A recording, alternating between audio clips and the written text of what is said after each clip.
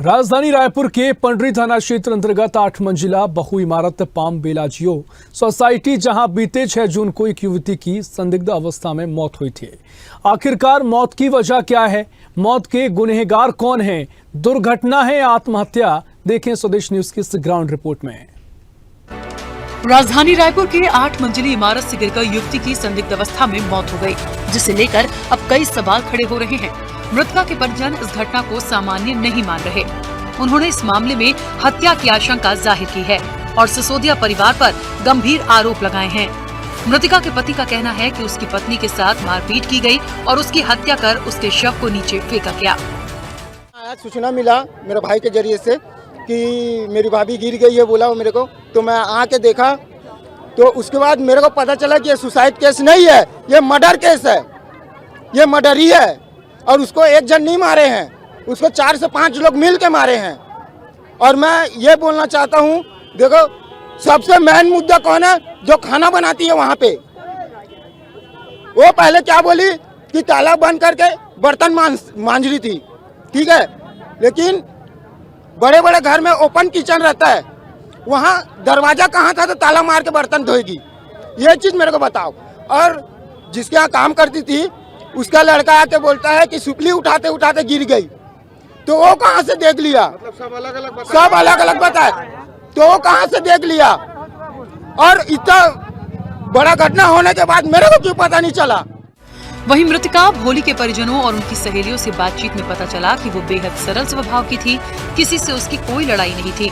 ऐसे में उसकी मौत कई सवालों को जन्म दे रही है। मृतका का 4 साल का बेटा भी है, जो अभी समझ नहीं पा रहा कि आखिर हुआ क्या। मासूम के सिर से माँ का साया उठ गया है। उन्हीं का बेटा बोला कि सुपली उठाते हुए मैं देखा, गिर गई। जब गिरी तुरंत कांटेक्ट क्यों नहीं? किसी को फोन लगाना था, एम्बुलेंस बुलाना था। जब वो तुरंत गिरते हुए देखे 8 मंजिला से, तो तुरंत एम्बुलेंस बुला सकते थे। वो देखे और चुप कैसे हो गए? है ना, सबको बताना तो चाहिए था ना।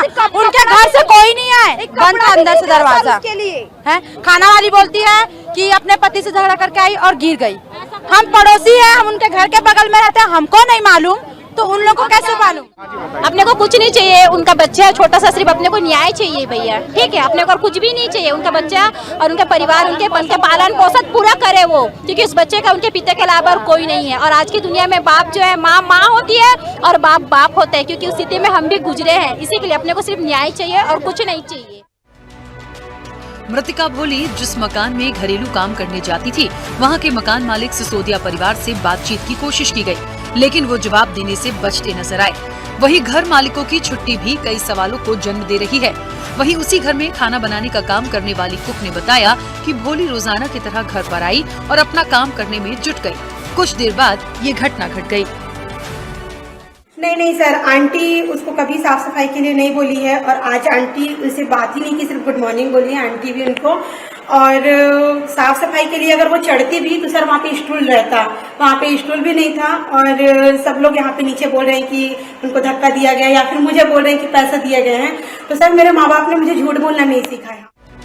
स्वदेश न्यूज की टीम घटनास्थल पर पहुंची और सोसाइटी के सिक्योरिटी इंचार्ज से बात की, जिसने बताया कि भोली के आने की एंट्री की गई थी। वहीं कुछ देर बाद ये घटना घटी, जिसके बाद संबंधित थाने को सूचना दी।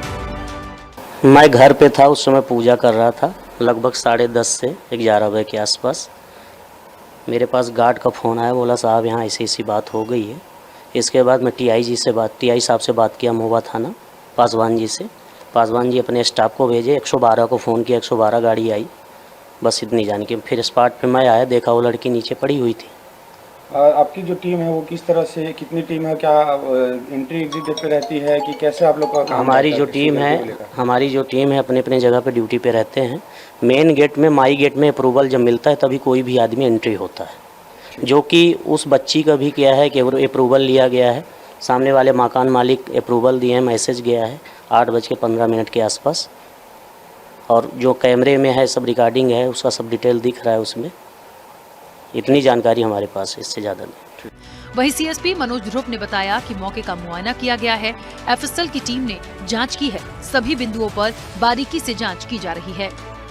किया जा रहा था, आज उनके द्वारा कुछ, उनके परिवार वाले और उनके मोहल्लों के द्वारा कुछ संदेह व्यक्त किया जा रहा है, जिस पर उनके द्वारा अतिरिक्त पुलिस अधीक्षक अभिषेक महेश्वरी सर के पास ज्ञापन दिया गया। उनके जो तथ्य थे उनको बताया गया और सर के द्वारा भी उनमें एक विशेष साइबर टीम का गठन किया गया है और जो तत्काल मौके पर जाकर सभी एंगलों की जाँच करेगी और जो भी तथ्य आएंगे उसकी जाँच जारी है।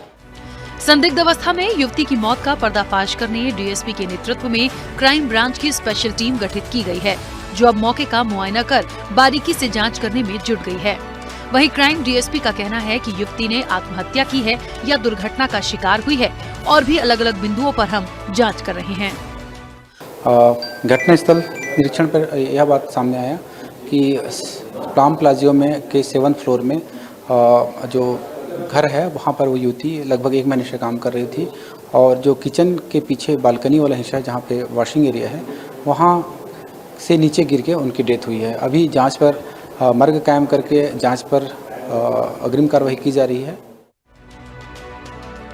मौत के इस मामले में पर्दाफाश करने के लिए पुलिस को कई चुनौतियों का सामना करना पड़ रहा है, क्योंकि इस हादसे में सवाल कई हैं।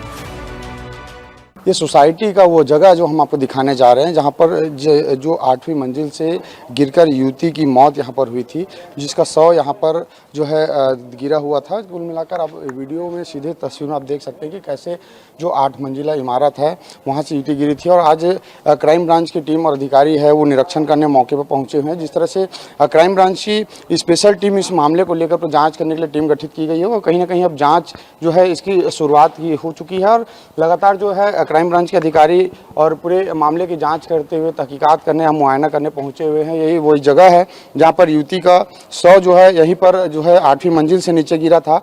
पूरी कॉलोनी को लेकर लगातार पुलिस है वो पूछताछ कर रही है कि आखिरकार यह घटना किस तरह से हुई है, यह आत्महत्या है या एक हादसा है।